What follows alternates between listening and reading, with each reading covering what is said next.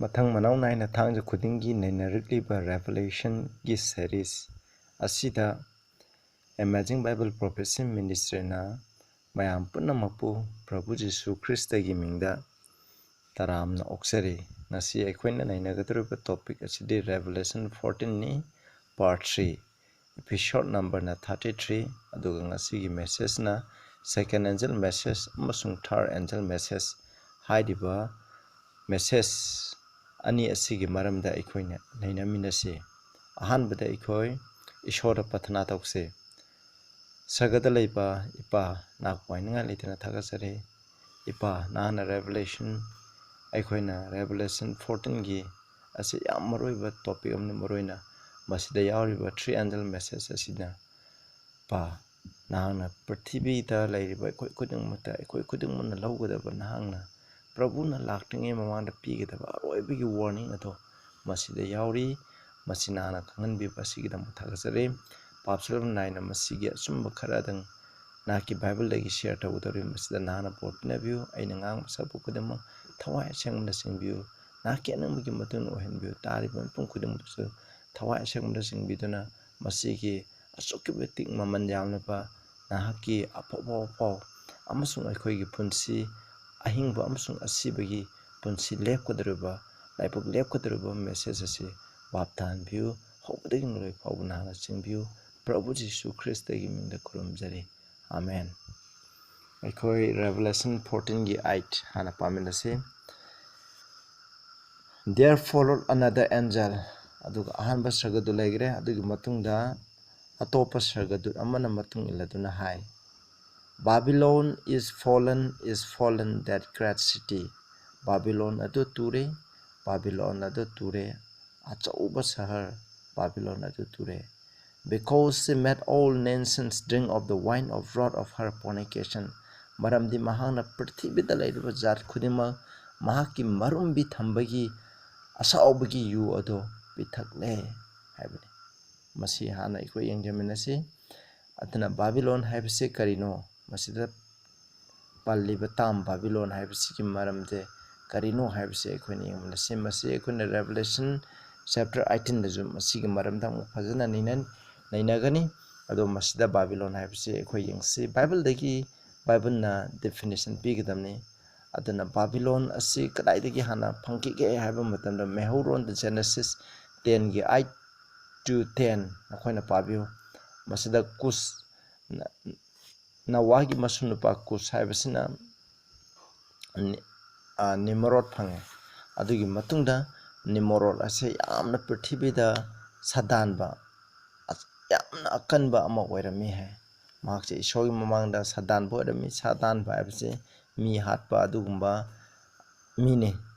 even Nimrod the mighty hunter before the Lord haina khane adugu verse 10 da mahakna prithibida ahamba ningthau panba hobase mahakna ne The beginning of his kingdom was Babel hai Erech, Accad and Calneh hai in the land of Shinar. Shinar gilam the mahana Babel hai making thousand Babel ko masini masidi khona Babel hai bisiga Babylon hai bisiga sa mane masi Hebrew word Hebrew wahida ko Babylon sa mane magi meaning shu aikhoina yengse Genesis 11 gi 11 chapter da nakoina par dikhangni Shinar gilamda maduda lairiba mishna koina Tower of Babel gi asoba tower do makoina saningai honabani sarga phawu yawnaba maduda ishona laaga makoigi lon ado confound tawki makoigi lon do samamna hanki amaga lon phangnan gide admai tawdana masigi plan ado thugai ki verse 9 haise therefore is the name of it called Babel masi Babel karame because the Lord did there confound the language of all the earth prithibida laiba lon makhaise mahana smai tawe adu prithib mafang khuding the mije sai thokeba aduna masida Babel haibigi artadi Babylon haibigi artadi confusion haibni samamnaba haibni aduni ekoin sida yengse masina literal Babylon ni aduga spiritual Babylon thawai gi oiba Babylon la se ekoina karino haibse ekoini yengse Revelation 17 gi 5 ta ekoini yengse Upon her forehead was a name written, Mystery Babylon, the Great, the murder of harlots and abomination of the earth. ꯄ꯭ꯔꯤꯊꯤꯕꯤꯒꯤ ꯇꯨꯀꯠꯆꯕꯁꯤꯡꯒꯤ ꯃꯃꯥ ꯍꯥꯏꯅ ꯃꯁꯤꯗ ꯄꯜꯂꯤ ꯏꯆꯤꯟꯅꯥꯎꯁꯤꯡ ꯑꯗꯨꯒ ꯑꯩꯅ ꯃꯌꯥꯝꯗ ꯍꯥꯏꯖꯅꯤꯡꯕꯗꯤ ꯅꯈꯣꯏꯅ ꯃꯁꯤꯒꯤ ꯃꯦꯁꯦꯖꯁꯦ ꯐꯖꯅ ꯈꯪꯒꯦ ꯍꯥꯏꯔꯒꯗꯤ ꯑꯩꯒꯤ ꯃꯃꯥꯡꯗ ꯑꯍꯥꯟꯕ ꯑꯅꯤꯁꯨꯕ ꯑꯗꯨꯒ ꯑꯍꯨꯝꯁꯨꯕ ꯁꯒꯗꯨꯠꯀꯤ ꯋꯥꯄꯥꯎꯁꯦ ꯑꯩꯒꯤ ꯃꯃꯥꯡꯗ ꯁꯃꯣꯟ ꯑꯞꯂꯣꯗ ꯇꯧꯈ꯭ꯔꯕꯅꯤ ꯃꯗꯨꯗ ꯌꯥꯝꯅ ꯗꯤꯇꯦꯜ ꯑꯣꯏꯅ ꯑꯩꯅ ꯄꯤꯈ꯭ꯔꯕꯅꯤ ꯃꯗꯨꯗ ꯅꯈꯣꯏꯅ ꯌꯦꯡꯕꯤꯌꯨ ꯏꯆꯤꯟꯅꯥꯎꯁꯤꯡ ꯃꯁꯤꯗ ꯄꯜꯂꯤꯕ ꯕꯥꯕꯤꯂꯣꯟ ꯍꯥꯏꯕꯁꯤ ꯀꯩꯅꯣ ꯑꯩꯈꯣꯏꯅ ꯔꯦꯚꯦꯂꯦꯁꯟ 17:1-5 ꯅꯈꯣꯏꯅ ꯄꯥꯕ ꯃꯇꯝꯗ ꯈꯪꯒꯅꯤ ꯑꯩꯈꯣꯏꯅ ꯃꯊꯪꯒꯤ ꯁꯦꯔꯤꯁꯇ ꯑꯗꯨ ꯅꯩꯅꯔꯛꯀꯅꯤ ꯃꯁꯤꯗ ꯄꯜꯂꯤꯕꯁꯦ ꯅꯨꯄꯤ ꯑꯃꯅꯤ ꯀꯔꯝꯕ ꯅꯨꯄꯤꯅꯣ ꯑꯣꯛꯇꯕꯤ ꯅꯨꯄꯤ ꯍꯥꯏꯕꯅꯤ ꯑꯗꯨꯅ ꯁꯤꯗ ꯑꯣꯛꯇꯕꯤꯁꯦ ꯀꯔꯤꯅꯣ ꯃꯥꯗꯔ ꯑꯣꯐ ꯍꯥꯔꯂꯣꯠꯁ ꯍꯥꯏꯕꯅꯤ ꯑꯣꯛꯇꯕꯤ ꯇꯨꯀꯠꯆꯕꯤ ꯍꯥꯏꯅꯀꯣ ꯑꯗꯨꯒꯨꯝꯕ ꯑꯣꯛꯇꯕꯤꯁꯤꯡꯒꯤ ꯃꯃꯥ ꯍꯥꯏꯅ ꯈꯪꯅꯩ ꯑꯗꯨꯅ ꯕꯥꯏꯕꯜꯗꯒꯤ ꯑꯩꯈꯣꯏꯅ ꯌꯦꯡꯕ ꯃꯇꯝꯗ ꯕꯥꯏꯕꯜꯗ ꯅꯨꯄꯤ ꯑꯃꯅ ꯀꯔꯤꯕꯨ ꯈꯪꯅꯩ ꯍꯥꯏꯕ ꯃꯇꯝꯗ ꯆꯔꯆꯄꯨ ꯈꯪꯅꯩ ꯃꯁꯤ ꯅꯈꯣꯏꯅ ꯑꯩꯅ ꯃꯃꯥꯡꯗꯁꯨ ꯔꯦꯚꯦꯂꯦꯁꯟ 12 ꯅꯩꯅꯕ ꯃꯇꯝꯗ ꯇꯦꯛꯁ ꯃꯌꯥꯝ ꯄꯤꯈ꯭ꯔꯦ ꯉꯁꯤ ꯄꯤꯔꯔꯣꯏ ꯃꯇꯝ ꯂꯩꯇꯦ ꯑꯗꯨꯅ ꯑꯗꯨꯝ ꯆꯨꯝꯅ ꯇꯥꯕꯤꯌꯨ ꯍꯦꯟꯅ ꯈꯪꯒꯦꯗꯤ ꯔꯦꯚꯦꯂꯦꯁꯟ 12ꯇ ꯇꯦꯛꯁ ꯃꯌꯥꯝ ꯂꯩꯈ꯭ꯔꯕꯅꯤ ꯃꯗꯨ ꯌꯦꯡꯕꯤꯌꯨ ꯑꯗꯨꯒ ꯔꯦꯚꯦꯂꯦꯁꯟ ꯃꯊꯪꯒꯤ 17 ꯅꯩꯅꯕ ꯃꯇꯝꯗ ꯑꯃꯨꯛ ꯑꯩꯅ ꯍꯥꯞꯆꯔꯛꯀꯦ ꯃꯁꯤ ꯂꯩꯔꯦ ꯑꯗꯨꯅ ꯏꯁꯣꯔꯒꯤ ꯆꯔꯆ ꯑꯗꯨꯕꯨꯁꯨ ꯑꯩꯈꯣꯏꯅ ꯑꯁꯦꯡꯕ ꯅꯨꯄꯤꯅ ꯏꯁꯣꯔꯒꯤ ꯑꯁꯦꯡꯕ ꯆꯔꯆꯕꯨ ꯈꯪꯅꯩ ꯑꯣꯛꯇꯕꯤ ꯅꯨꯄꯤꯅ ꯐꯣꯜꯁ ꯆꯔꯆ ꯑꯗꯨꯕꯨ ꯈꯪꯅꯩ ꯑꯗꯨꯅ ꯃꯁꯤꯗ ꯄꯜꯂꯤꯕ ꯕꯥꯕꯤꯂꯣꯟ ꯍꯥꯏꯕꯁꯦ ꯑꯩꯈꯣꯏꯅ ꯃꯥꯁꯦ ꯃꯥꯗꯔ ꯆꯔꯆꯄꯨꯁꯨ ꯈꯪꯅꯩ ꯄ꯭ꯔꯤꯊꯤꯕꯤꯗ ꯂꯩꯔꯤꯕ ꯆꯔꯆ ꯗꯤꯅꯣꯃꯤꯅꯦꯁꯟ ꯈꯨꯗꯤꯡꯃꯛꯁꯦ ꯃꯁꯤꯒꯤ ꯃꯃꯥ ꯑꯣꯏꯕ ꯃꯁꯤꯗꯒꯤ ꯊꯣꯛꯂꯛꯄ ꯑꯗꯨꯒ ꯑꯔꯥꯟꯕ ꯕꯥꯏꯕꯜꯅ ꯇꯥꯛꯄꯤꯕꯒꯤ ꯑꯣꯟꯅ ꯇꯩꯅꯕꯗ ꯇꯥꯛꯄꯤꯕ ꯑꯗꯨꯒꯨꯝꯕ ꯆꯔꯆ ꯑꯗꯨꯕꯨ ꯑꯩꯈꯣꯏꯅ ꯈꯪꯅꯩ ꯑꯗꯨꯗꯤ ꯏꯆꯤꯟꯅꯥꯎꯁꯤꯡ ꯅꯈꯣꯏꯅ ꯈꯪꯒꯅꯤ ꯃꯗꯨꯗꯤ ꯀꯅꯥꯅꯣ ꯍꯥꯏꯕ ꯃꯇꯝꯗ ꯃꯁꯤ ꯑꯩꯅ ꯍꯥꯏꯕ ꯅꯠꯇꯦ ꯃꯁꯤꯗ ꯏꯁꯣꯔꯒꯤ ꯊꯥꯖꯕ ꯍꯥꯏꯕ ꯏꯟꯕ ꯃꯤ ꯀꯌꯥꯃꯔꯨꯝ ꯂꯩꯔꯤ ꯃꯈꯣꯏꯒꯤ ꯑꯔꯥꯟꯕ ꯇꯥꯛꯄꯤ ꯇꯝꯕꯤꯕ ꯃꯈꯣꯏꯒꯤ ꯑꯣꯔꯒꯅꯥꯏꯖꯦꯁꯟ ꯑꯗꯨꯕꯨꯅꯤ ꯑꯩꯅ ꯍꯥꯏꯖꯔꯤꯕꯁꯦ ꯃꯁꯤ ꯄꯥꯄꯦꯁꯤ ꯍꯥꯏꯕꯗꯤ ꯔꯣꯃꯥꯟ ꯀꯦꯊꯣꯂꯤꯛ ꯆꯔꯆ ꯁꯤꯁꯇꯦꯝ ꯑꯁꯤꯕꯨ ꯑꯩꯈꯣꯏꯅ ꯈꯪꯅꯩ ꯑꯗꯨꯅ ꯄ꯭ꯔꯤꯊꯤꯕꯤꯗ ꯂꯩꯔꯤꯕ ꯗꯤꯅꯣꯃꯤꯅꯦꯁꯟ ꯈꯨꯗꯤꯡꯃꯛ ꯔꯣꯃꯥꯟ ꯀꯦꯊꯣꯂꯤꯛꯇꯒꯤ ꯃꯈꯣꯏꯒꯤ ꯑꯔꯥꯟꯕ ꯇꯥꯛꯄꯤ ꯇꯝꯕꯤꯕ ꯑꯗꯨꯗꯒꯤ ꯂꯣꯏꯅ ꯊꯣꯛꯂꯛꯄ ꯉꯥꯛꯇꯅꯤ ꯑꯗꯨꯅ ꯃꯁꯤꯗ ꯄꯜꯂꯤꯕ ꯑꯩꯈꯣꯏꯅ ꯕꯥꯏꯕꯤꯂꯣꯟ ꯍꯥꯏꯅ ꯄꯜꯂꯤꯕꯁꯦ ꯃꯁꯤꯕꯨ ꯈꯪꯅꯩ ꯑꯗꯨꯒ ꯃꯥꯒꯤ ꯃꯃꯥ ꯔꯣꯃꯥꯟ ꯀꯦꯊꯣꯂꯤꯛ ꯆꯔꯆ ꯁꯤꯁꯇꯦꯝꯅ ꯃꯃꯥ ꯑꯣꯏꯔꯕꯅꯤꯅ ꯃꯥꯒꯤ ꯃꯆꯥꯅꯨꯄꯤꯁꯤꯡ ꯃꯉꯣꯟꯗꯒꯤ ꯊꯣꯛꯂꯛꯈꯤꯕ ꯃꯆꯥꯅꯨꯄꯤꯁꯤꯡ ꯑꯗꯨꯗꯤ ꯑꯔꯥꯟꯕ ꯕꯥꯏꯕꯜꯒꯤ ꯃꯇꯨꯡ ꯏꯟꯅ ꯇꯥꯛꯄꯤ ꯇꯝꯕꯤꯗꯕ ꯄ꯭ꯔꯣꯇꯦꯁꯇꯟ ꯗꯤꯅꯣꯃꯤꯅꯦꯁꯟꯁꯤꯡꯁꯦ ꯍꯧꯖꯤꯛ ꯂꯩꯔꯤꯕ ꯑꯩꯈꯣꯏꯅ ꯁꯟꯗꯦ ꯀꯤꯄꯤꯡ ꯆꯔꯆꯁꯤꯡꯁꯦ ꯑꯁꯤꯕꯨ ꯑꯩꯈꯣꯏꯅ ꯈꯪꯅꯩ ꯑꯔꯥꯟꯕ ꯇꯥꯛꯄꯤ ꯇꯝꯕꯤꯔꯤꯕ ꯑꯗꯨ ꯕꯥꯏꯕꯜꯒꯤ ꯃꯇꯨꯡ ꯏꯟꯅ ꯇꯥꯛꯄꯤ ꯇꯝꯕꯤꯗꯕ ꯑꯗꯨꯒꯨꯝꯕ ꯆꯔꯆꯁꯤꯡ ꯑꯁꯤꯕꯨ ꯈꯪꯅꯩ ꯏꯆꯤꯟꯅꯥꯎꯁꯤꯡ ꯑꯩꯅ ꯍꯥꯏꯕ ꯅꯠꯇꯦ ꯑꯩꯅ ꯍꯥꯏꯕ ꯃꯇꯝꯗ ꯅꯈꯣꯏꯒꯤ ꯆꯔꯆꯁꯤꯡ ꯍꯥꯏꯅ ꯅꯈꯣꯏꯅ ꯈꯟꯕ ꯌꯥꯏ ꯑꯗꯨꯕꯨ ꯈꯪꯗꯕꯗ ꯀꯩꯁꯨ ꯀꯥꯏꯗꯦ ꯏꯁꯣꯔꯒꯤ ꯑꯆꯨꯝꯕꯗꯣ ꯈꯪꯉꯀꯥꯟꯗ ꯅꯈꯣꯏ ꯕꯥꯏꯕꯜꯒꯤ ꯑꯆꯨꯝꯕꯗꯣ ꯑꯩꯈꯣꯏꯅ ꯅꯩꯅꯕꯤꯌꯨ ꯐꯖꯅ ꯊꯤꯖꯤꯟꯃꯤꯟꯅꯁꯤ ꯈꯪꯗꯕ ꯂꯩꯔꯒꯗꯤ ꯑꯩꯉꯣꯟꯗ ꯍꯪꯕꯤꯔꯛꯑꯣ ꯑꯩꯈꯣꯏꯁꯨ ꯕꯥꯏꯕꯜꯒꯤ ꯃꯇꯨꯡ ꯏꯟꯅ ꯑꯩꯅ ꯑꯗꯨꯝ ꯍꯥꯏꯖꯒꯦ ꯑꯩꯅ ꯉꯥꯡꯂꯤꯕ ꯁꯔꯃꯣꯟ ꯈꯨꯗꯤꯡꯃꯛ ꯕꯥꯏꯕꯜꯗꯒꯤꯅꯤ ꯏꯆꯤꯟꯅꯥꯎꯁꯤꯡ ꯑꯩꯅ ꯕꯥꯏꯕꯜꯗꯒꯤ ꯅꯠꯇꯕ ꯑꯣꯏꯔꯒꯗꯤ ꯅꯈꯣꯏ ꯂꯧꯕꯤꯒꯅꯨ ꯑꯁꯤꯒꯨꯝꯕ ꯃꯦꯁꯦꯖꯁꯤꯡꯁꯦ ꯌꯥꯝ ꯃꯔꯨ ꯑꯣꯏꯕꯅꯤ ꯃꯗꯨꯕꯨ ꯑꯩꯈꯣꯏꯅ ꯈꯪꯅꯩ ꯕꯥꯕꯤꯂꯣꯟ ꯍꯥꯏꯕꯁꯦ ꯑꯗꯨꯅ ꯕꯥꯕꯤꯂꯣꯟꯅ ꯇꯨꯔꯦ ꯍꯥꯏꯕꯒꯤ ꯑꯥꯔꯊꯗꯤ ꯊꯋꯥꯏꯗ ꯇꯨꯔꯦ ꯍꯥꯏꯕꯅꯤ ꯑꯦꯄꯣꯁꯇꯦꯁꯤ ꯍꯥꯏꯕꯅꯤ ꯃꯉꯣꯟꯗ ꯑꯔꯥꯟꯕ ꯇꯥꯛꯄꯤ ꯇꯝꯕꯤꯕ ꯀꯌꯥꯃꯔꯨꯝꯗꯨ ꯂꯩ ꯑꯗꯨꯅ ꯃꯔꯝ ꯑꯣꯏꯗꯨꯅ ꯏꯁꯣꯔꯅ ꯈꯟꯗꯣꯛꯈꯤꯕꯅꯤ ꯃꯈꯣꯏꯁꯦ ꯆꯔꯆꯅꯤ ꯑꯗꯨꯕꯨ ꯃꯃꯩꯊꯪꯗ ꯀꯩꯗꯧꯕ ꯃꯁꯤ ꯏꯁꯣꯔꯒꯤ ꯑꯣꯟꯅ ꯇꯩꯅꯕꯗ ꯏꯁꯣꯔꯅ ꯇꯥꯛꯄꯤ ꯇꯝꯕꯤꯕ ꯄ꯭ꯔꯚꯨ ꯖꯤꯁꯨ ꯈ꯭ꯔꯤꯁꯅ ꯆꯠꯂꯝꯕ ꯂꯝꯕꯤ ꯑꯗꯨꯒꯤ ꯑꯣꯟꯅ ꯇꯩꯅꯕꯗ ꯑꯗꯨꯃꯥꯏꯅ ꯆꯠꯈꯤꯕꯅꯤ ꯃꯗꯨꯕꯨ ꯑꯩꯈꯣꯏꯅ ꯕꯥꯕꯤꯂꯣꯟ ꯍꯥꯏꯅ ꯈꯪꯅꯩ ꯑꯩꯈꯣꯏꯅ ꯔꯦꯚꯦꯂꯦꯁꯟ 19ꯗ ꯅꯩꯅꯁꯤ ꯃꯥꯒꯤ ꯄꯥꯔꯠ ꯑꯩꯈꯣꯏꯅ 16ꯗꯁꯨ ꯌꯦꯡꯕ ꯌꯥꯏ ꯕꯥꯕꯤꯂꯣꯟ ꯑꯁꯤ ꯃꯥꯒꯤ ꯄꯥꯔꯠ ꯁꯔꯨꯛ 3 ꯊꯣꯛꯅ ꯈꯥꯏꯗꯣꯛꯏ ꯃꯗꯨꯒꯤ ꯃꯔꯝꯗ ꯑꯩꯈꯣꯏ ꯀꯣꯟꯅ ꯑꯃꯨꯛ ꯉꯥꯡꯖꯔꯛꯀꯦ ꯑꯗꯨꯗꯤ ꯁꯤꯗ ꯑꯃꯨꯛ ꯑꯩꯈꯣꯏ ꯌꯦꯡꯉꯁꯤ ꯑꯗꯨꯅ ꯋꯥꯏꯟ ꯍꯥꯏꯕꯁꯤꯅ ꯀꯔꯤꯕꯨ ꯈꯪꯅꯩ ꯍꯥꯏꯕꯁꯤ ꯑꯩꯈꯣꯏꯅ ꯌꯦꯡꯁꯤ ꯑꯗꯨꯅ ꯕꯥꯏꯕꯤꯂꯣꯟ ꯍꯥꯏꯕꯁꯤꯅ ꯔꯣꯃꯥꯟ ꯀꯦꯊꯣꯂꯤꯛ ꯆꯔꯆꯅꯤ ꯋꯥꯏꯟ ꯍꯥꯏꯕꯁꯤꯅ ꯀꯔꯤꯅꯣ ꯑꯩꯈꯣꯏ ꯕꯥꯏꯕꯜꯗꯒꯤ ꯑꯃꯨꯛ ꯌꯦꯡꯁꯤ ꯖꯦꯔꯦꯃꯥꯏꯌꯥ 51:7ꯗ Babylon had been a golden cup in the Lord's hand ꯑꯗꯨꯒ ꯃꯃꯥꯡꯗꯒꯤ ꯑꯩꯈꯣꯏꯅ ꯕꯥꯕꯤꯂꯣꯟꯁꯦ ꯌꯦꯡꯉꯣ ꯕꯥꯕꯤꯂꯣꯟꯅ ꯀꯩꯗꯧꯏ ꯍꯥꯏꯕ ꯃꯇꯝꯗ ꯏꯁꯣꯔꯒꯤ ꯅꯦꯕꯨꯀꯥꯗꯅꯦꯖꯔꯒꯤ ꯃꯇꯝꯗ ꯖꯦꯔꯨꯁꯥꯂꯦꯝ ꯊꯨꯒꯥꯏꯕ 605 BCꯗ ꯏꯁꯣꯔꯒꯤ ꯃꯆꯥꯁꯤꯡ ꯗꯥꯅꯤꯌꯦꯜ ꯁꯗ꯭ꯔꯥꯛ ꯃꯦꯁꯥꯛ ꯑꯕꯦꯗꯅꯦꯒꯣ ꯃꯈꯣꯏ ꯄꯨꯈꯤꯕ ꯑꯁꯤꯒꯨꯝꯕ ꯊꯕꯛꯁꯤꯡ ꯑꯗꯨꯒ ꯏꯁꯣꯔꯒꯤ ꯃꯤꯁꯤꯡ ꯍꯥꯏꯕ ꯏꯟꯗꯕꯒꯤꯗꯃꯛ ꯃꯈꯣꯏ ꯗꯟꯗꯤ ꯄꯤꯕ ꯃꯇꯝꯗ ꯕꯥꯕꯤꯂꯣꯟꯁꯦ ꯁꯤꯖꯤꯟꯅꯩꯕ ꯑꯗꯨꯅ ꯑꯩꯈꯣꯏꯅ ꯈꯪꯉꯤ ꯕꯥꯕꯤꯂꯣꯟ ꯑꯩꯈꯣꯏꯅ ꯗꯥꯅꯤꯌꯦꯜ ꯆꯦꯞꯇꯔ ꯑꯩꯈꯣꯏꯅ 3ꯒ 6ꯀꯗ ꯅꯈꯣꯏꯅ ꯌꯦꯡꯉꯣ ꯃꯈꯣꯏꯅ ꯌꯦꯡꯕꯗ ꯕꯥꯕꯤꯂꯣꯟꯅ ꯅꯦꯕꯨꯀꯥꯗꯅꯦꯖꯔꯅ ꯑꯆꯧꯕ ꯃꯨꯔꯇꯤ ꯑꯃ ꯁꯥꯔꯒ ꯃꯥꯕꯨ ꯈꯨꯔꯨꯝꯒꯗꯕꯅꯤꯅ ꯍꯥꯏ ꯁꯅꯥꯒꯤ ꯃꯨꯔꯇꯤ ꯃꯤꯕꯨ ꯈꯨꯔꯨꯝꯒꯗꯕꯅꯤ ꯍꯥꯏꯕꯅꯤ ꯃꯈꯣꯏꯒꯤ ꯑꯔꯥꯟꯕ ꯇꯥꯛꯄꯤ ꯇꯝꯕꯤꯕ ꯃꯈꯣꯏꯒꯤ worship system falls religious system ꯃꯈꯣꯏꯒꯤ ꯑꯔꯥꯟꯕ ꯀꯌꯥꯃꯔꯨꯝ ꯂꯩ ꯁꯟ ꯅꯨꯃꯤꯠ ꯈꯨꯔꯨꯝꯕ ꯀ ꯍꯥꯏꯕꯁꯦ ꯃꯁꯤ ꯕꯥꯕꯤꯂꯣꯟꯗꯒꯤ ꯊꯣꯛꯂꯛꯄ ꯉꯥꯛꯇꯅꯦ ꯕꯥꯕꯤꯂꯣꯟꯗꯒꯤ ꯂꯣꯏꯅ ꯍꯧꯔꯛꯈꯤꯕ ꯉꯥꯛꯇꯅꯦ ꯄ꯭ꯔꯤꯊꯤꯕꯤꯗ ꯂꯩꯔꯤꯕ ꯐꯣꯜꯁ ꯔꯤꯂꯤꯖꯟ ꯈꯨꯗꯤꯡꯃꯛ ꯕꯥꯕꯤꯂꯣꯟꯗꯒꯤ ꯍꯧꯔꯛꯈꯤꯕꯅꯤ ꯑꯩꯅ ꯃꯃꯥꯡꯗ ꯈ꯭ꯔꯤꯁꯃꯥꯁ ꯑꯁꯤꯒꯤ ꯑꯣꯔꯤꯖꯤꯟ ꯍꯥꯏꯕꯗꯣ ꯃꯗꯨꯒꯤ ꯃꯔꯝꯗꯁꯨ ꯉꯥꯡꯈ꯭ꯔꯕꯅꯤ ꯃꯗꯨꯒꯤ ꯃꯔꯝꯗꯁꯨ ꯅꯈꯣꯏꯅ ꯌꯦꯡꯕꯤꯌꯨ ꯑꯗꯨꯅ ꯋꯥꯏꯟ ꯍꯥꯏꯕꯁꯤ ꯀꯩꯅꯣ ꯃꯁꯤꯗ ꯃꯥꯒꯤ ꯁꯅꯥꯒꯤ ꯃꯈꯨꯠꯇ ꯁꯅꯥꯒꯤ ꯀꯞ ꯑꯃ ꯂꯩ ꯍꯥꯏ ꯃꯁꯤꯅ ꯄ꯭ꯔꯤꯊꯤꯕꯤꯗ ꯂꯩꯔꯤꯕ ꯈꯨꯗꯤꯡꯃꯛꯁꯦ ꯃꯥꯒꯤ ꯌꯨ ꯊꯛꯍꯜꯂꯦ ꯍꯥꯏꯕꯅꯤ ꯌꯨ ꯍꯥꯏꯕꯅꯤ ꯍꯥꯏꯕꯗꯤ ꯃꯁꯤꯅ ꯍꯥꯏꯕꯗꯤ ꯃꯥꯒꯤ ꯇꯥꯛꯄꯤ ꯇꯝꯕꯤꯕ ꯃꯥꯒꯤ ꯑꯔꯥꯟꯕ ꯋꯔꯁꯤꯞ ꯁꯥꯔꯚꯤꯁꯁꯤꯡ ꯑꯁꯤꯅ ꯄ꯭ꯔꯤꯊꯤꯕꯤꯗ ꯂꯩꯔꯤꯕ ꯈꯨꯗꯤꯡꯃꯛꯁꯦ ꯉꯥꯎꯍꯜꯂꯦ ꯍꯥꯏꯕꯅꯤ ꯑꯩꯈꯣꯏꯅ ꯌꯦꯡꯁꯤ ꯋꯥꯏꯟ ꯍꯥꯏꯕꯁꯦ ꯂꯨꯛ 5:37-38 ꯄ꯭ꯔꯚꯨ ꯖꯤꯁꯨ ꯈ꯭ꯔꯤꯁꯇꯅ ꯄꯦꯔꯥꯕꯣꯜ ꯑꯣꯏꯅ ꯇꯥꯏ ꯃꯗꯨꯗꯤ ꯑꯅꯧꯕ ꯌꯨ ꯑꯁꯦ ꯑꯔꯤꯕ ꯕꯣꯇꯜꯗ ꯍꯥꯞꯆꯤꯟꯗꯦ ꯍꯥꯏꯕꯅꯤ ꯍꯦꯡꯀꯣ ꯑꯅꯧꯕ ꯌꯨꯅ ꯑꯗꯨꯅ ꯑꯅꯧꯕ ꯕꯣꯇꯜꯗ ꯍꯥꯞꯄꯤ ꯍꯥꯏꯕꯅꯤ ꯃꯁꯤꯗ ꯄꯜꯂꯤꯕ ꯅ꯭ꯌꯨ ꯋꯥꯏꯟ ꯍꯥꯏꯕꯗꯤ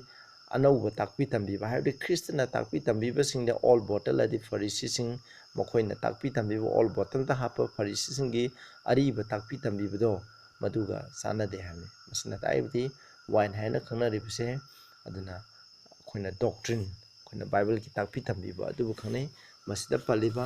ꯑꯩꯈꯣꯏꯅ ꯔꯣꯃꯥꯟ ꯀꯦꯊꯣꯂꯤꯛꯀꯤ ꯇꯥꯛꯄꯤ ꯇꯝꯕꯤꯕ ꯑꯗꯨꯒꯨꯝꯕ ꯑꯔꯥꯟꯕꯁꯤꯡ ꯑꯗꯨ ꯀꯔꯤ ꯀꯔꯤꯅꯣ ꯍꯥꯏꯕꯗꯣ ꯑꯩꯈꯣꯏꯅ ꯌꯦꯡꯁꯤ ꯑꯗꯨꯅ ꯃꯁꯤꯅ ꯋꯥꯏꯟ ꯍꯥꯏꯔꯒꯅ ꯐꯣꯜꯁ ꯗꯣꯛꯇ꯭ꯔꯤꯟꯁ ꯑꯗꯨꯕꯨ ꯈꯪꯅꯩ ꯕꯥꯕꯤꯂꯣꯟꯒꯤ ꯑꯩꯈꯣꯏ ꯈꯔ ꯌꯦꯡꯁꯤꯀꯣ ꯌꯥꯝ ꯂꯩ ꯑꯗꯨꯕꯨ ꯑꯩ ꯁꯝꯅ ꯍꯥꯏꯖꯔꯛꯀꯦ immortality of the soul ꯑꯩꯈꯣꯏꯒꯤ ꯊꯋꯥꯏꯁꯦ ꯁꯤꯕ ꯅꯥꯏꯗꯦ ꯍꯥꯏꯕꯁꯦ ꯃꯁꯤꯅꯦꯕ ꯃꯁꯤ ꯌꯥꯝ ꯂꯩꯈ꯭ꯔꯦ ꯃꯁꯤ ꯅꯝꯕꯔ 1 ꯅꯝꯕꯔ 2 ꯁꯟꯗꯦ ꯁꯦꯀ꯭ꯔꯦꯠꯅꯦꯁ ꯅꯣꯡꯃꯥꯏꯖꯤꯡ ꯅꯨꯃꯤꯠꯁꯦ ꯁꯦꯡꯉꯤ ꯍꯥꯏꯕꯁꯦ ꯅꯣꯡꯃꯥꯏꯖꯤꯡ ꯅꯨꯃꯤꯠꯁꯤꯅ ꯑꯩꯈꯣꯏꯅ ꯑꯁꯦꯡꯕ ꯄꯣꯊꯥꯕ ꯅꯨꯃꯤꯠꯅꯤ ꯍꯥꯏ ꯃꯁꯤ ꯕꯥꯏꯕꯜꯗ ꯌꯥꯎꯗꯦ ꯅꯈꯣꯏ ꯀꯅꯥꯒꯨꯝꯕ ꯇꯥꯕꯤꯕ ꯌꯥꯎꯔꯒꯗꯤ ꯅꯈꯣꯏꯅ ꯁꯟꯗꯦ ꯅꯣꯡꯃꯥꯏꯖꯤꯡ ꯅꯨꯃꯤꯠ ꯉꯥꯛꯄ ꯍꯥꯏꯕꯁꯦ ꯑꯩꯈꯣꯏꯅ ꯇꯧꯒꯗꯕꯅꯤ ꯍꯥꯏꯅ ꯕꯥꯏꯕꯜꯗꯒꯤ ꯅꯈꯣꯏꯅ ꯇꯦꯛꯁ ꯑꯃ ꯄꯤꯕ ꯉꯝꯃꯣꯏ ꯀꯅꯥꯅꯁꯨ ꯄꯤꯕ ꯉꯝꯃꯣꯏ ꯃꯔꯝꯗꯤ ꯕꯥꯏꯕꯜꯗ ꯅꯣꯡꯃꯥꯏꯖꯤꯡ ꯅꯨꯃꯤꯠꯁꯦ ꯁꯦꯡꯉꯤ ꯍꯥꯏꯁꯦ ꯅꯣꯡꯃꯥꯏꯖꯤꯡ ꯅꯨꯃꯤꯠꯁꯦ ꯏꯁꯣꯔꯒꯤ ꯄꯣꯊꯥꯕ ꯅꯨꯃꯤꯠꯅꯤ ꯁꯕꯥ ꯅꯨꯃꯤꯠꯅꯤ ꯍꯥꯏꯅ ꯕꯥꯏꯕꯜꯗ ꯌꯥꯎꯗꯦ ꯃꯁꯤ ꯂꯩꯔꯦ ꯑꯗꯨꯒ ꯅꯝꯕꯔ 3ꯗ ꯑꯩꯈꯣꯏꯅ ꯁꯨꯝ ꯌꯦꯡꯕ ꯌꯥꯏ ꯑꯩ ꯈꯤꯇꯪꯗꯅꯤꯀꯣ ꯑꯩꯅ ꯍꯥꯏꯖꯔꯤꯁꯦ ꯏꯟꯐꯦꯟ ꯕꯦꯞꯇꯤꯖꯝ ꯑꯩꯈꯣꯏ ꯃꯤꯑꯣꯏꯕꯁꯦ ꯑꯩꯈꯣꯏꯅ ꯃꯁꯤ ꯑꯩꯈꯣꯏ ꯃꯤꯑꯣꯏꯕꯁꯦ ꯑꯩꯈꯣꯏꯅ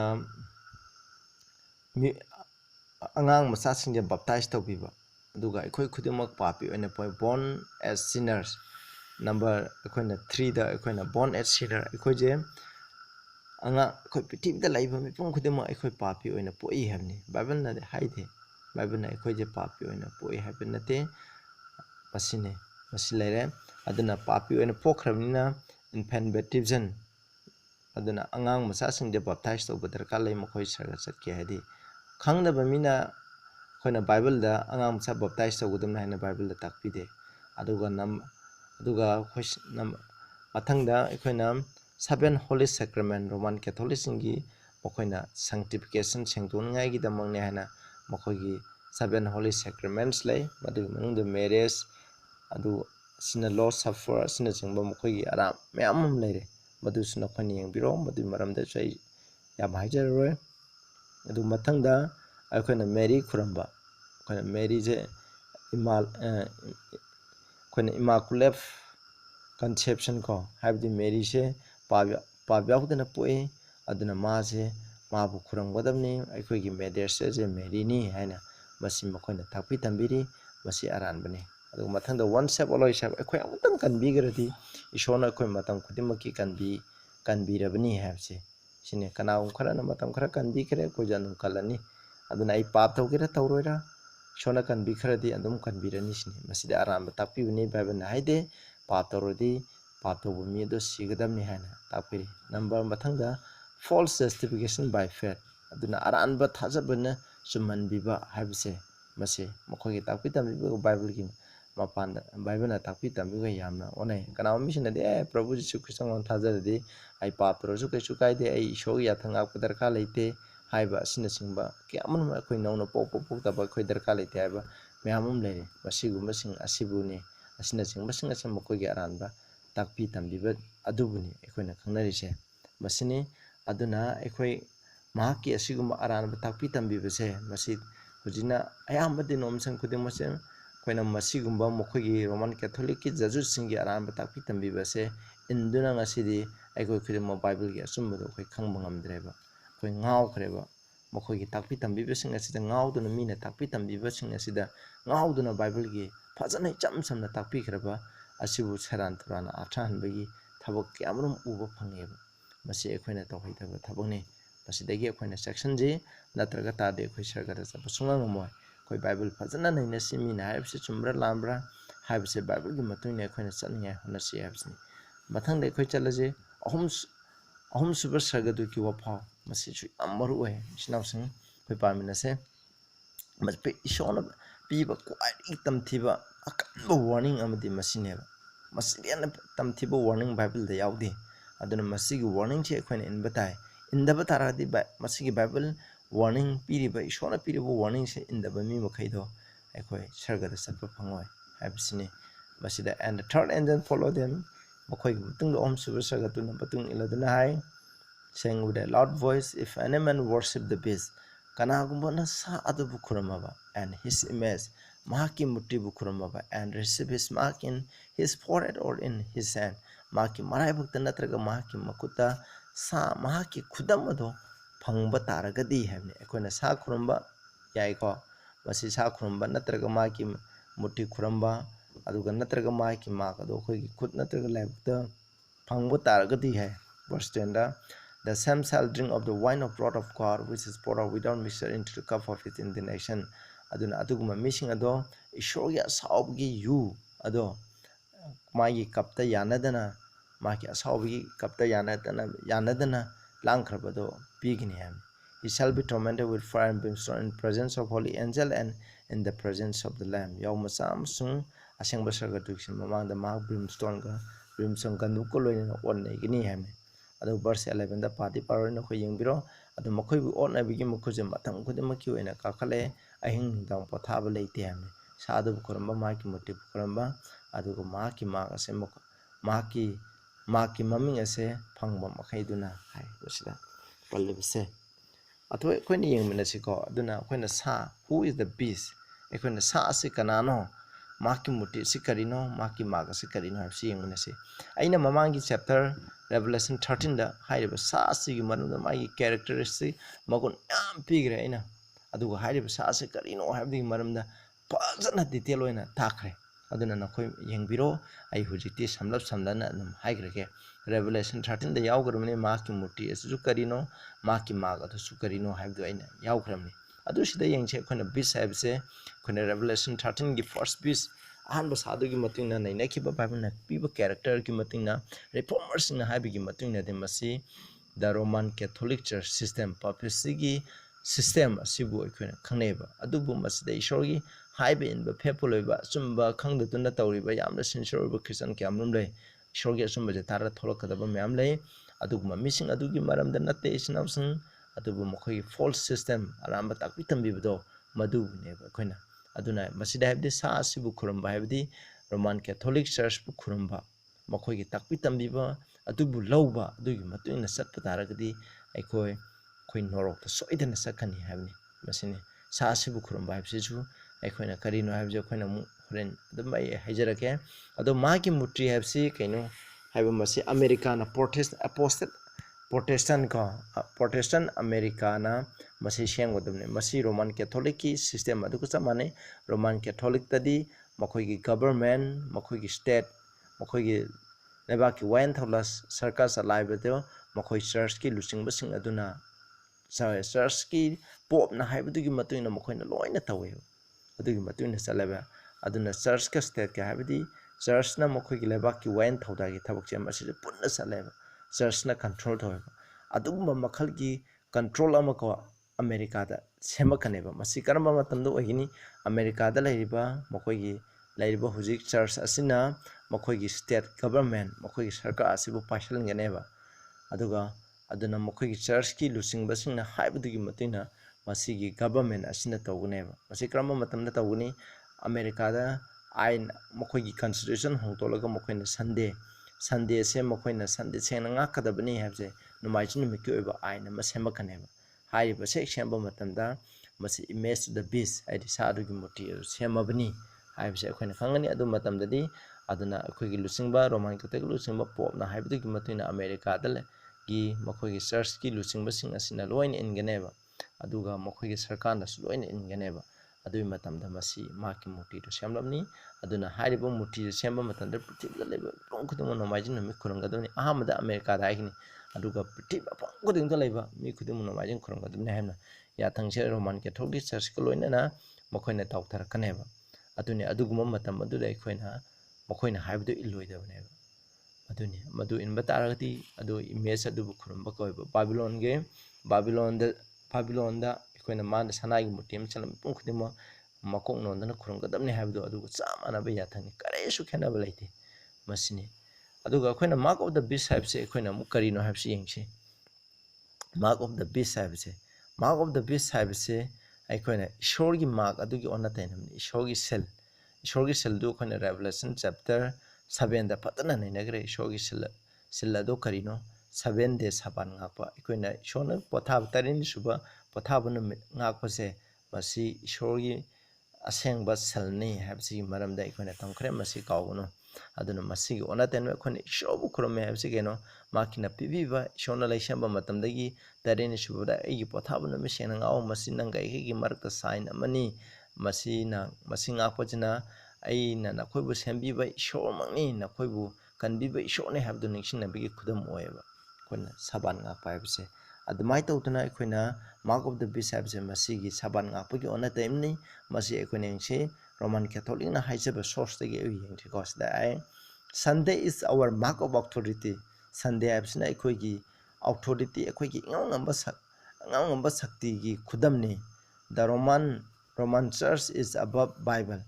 Roman Catholic Church se Bible gi mathakta lai Bible na takpi tambi badu adu gi mathakta Roman Catholic na takpi tambi bijina hena lai habni mathakta lai. This transference of Sabbath observance is proof of that fact. Aduna masigi sabatse aikoina 7 day dagi haidi thangju numitagi numaiju numito onthokibje masina masigi pram haidiba fact asumba asigi praman oirabani habni masina haibdi Sunday habse mokai mark of authority ni haina sumna hai aduga mu yengsigo Thomas F. Chancellor of Cardinal Gibbons na mu hai. Of course the Catholic Church claimed that the saint was her act aduna change haibse hongdokibjo ma ki thabang neba haibdi 7 day dagi thangju numitagi numaiju numita ishogi pothabu numi hongdokibje ma ki thabani and the act is a mark of her ecclesiastical power and authority in religious matter dharma ki oiba hiram singda ma ki ecclesiasticality church ki oiba sakti amasung ingam ngambado madugi khudam amaneba sabache 7 day dagi thangju numitagi numaiju numito onthokibje masina ma ki khudam amani ana sumna haiba aduga nokoina masigi source to jengbiu mokoina hairi adan numaiju numit ase Catholic ne semba numit ni habni akona Bible gi matuina akona salagadi akona thangju numit 7 day akona Saturday numit ase nokoina ngakani hana mokoina hairiba aduna masina hairibidi aduna masidagi pale maduri Sunday worship is the mark of the beast numaiju numit sengna ngakpaje khurumbaje masi sadu khudamneba hujikmakidi oidri masi America dagi sanaraba matan pitibda laiba tongkhudum nomaiju numit sengna ngakadamna khoi kurunung dharma khurumba yai chaning dharma chape nomaiju numit sengna ngakadamni masida thabak suba yade chathokpa yade emung dana khoi gi laison tinson na singba tawraga thabo amta chatabida layu haibagi aina se America da hana pass tarokani madugi matungda pitibda pangudinda sanarakaneba madu chanarakpa matamda force tawduna namfuda ingadamna hairakpa matamda masi sagi khudamne aduni khoin harise aduna sa adu khonaba Roman Catholic Church bu khuramba haibdi nomaiju numit sena ngakphaje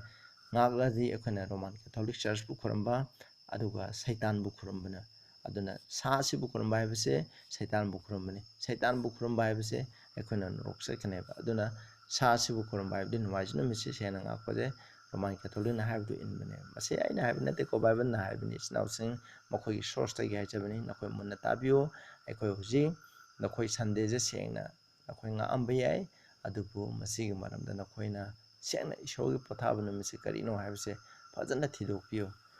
haibse aina mayan haise aduga nakoina masigi maramda nakoina khangdaba lairagadi engonda num hangbiro ko aduna akoina verse 10 11 akoina 10 11 da haire adumaina akoina ishogi warning ase akoina indaba taradi akhona sajabu khurumba natra mai matribu khurumba natraga magi magado akhoi laibakta haibagi arthadi laibakta haibdi laibakna akhoi brain lai brain asina masi chummi haina khallaga lawbase masi ko masi lawsalaga inbase masi buneba akhoi laibakta phangba khutta phangba haibdi khut haibsina akhoi lale di khangba adu akhoi hingai gi dama nomai jingak tragadi pol laibi yomba yaro akhoi revelation 13 da nei nei gi amadu laibi yomba yaro harappa matanda hingai gi dama ko makoina chak chakhoma phangningai gi dama adumaina makoina ngakpase makoina maisi ngakpase hoi lale di khangba dubu makoina hingai ne haina mapan thong ula ngakpase masina khutta phangba koiba adumaina tawru mising ado verse 10 ge 11 haibsi makoi matam khudimaki oina ishogi mamangda prabhu jisu krista gi mamangda otkene habni makoi matam khudimma mo ahin dum pothaba laro haibsi nausa baibana tam kharani papi singye me khuding forever mai an chakadam nate masi ko masi maram du jaina mamangda jana sermon amasu pijakrabni ado masi chakadam nate masi internet fire haina lomana masi koina candle ama thara kanda candle duna luoira kanda magi tangoi takibto aduga samane amaduni koina ud ondribo makoina chakani habni haibdo madugi maramdani haijaribse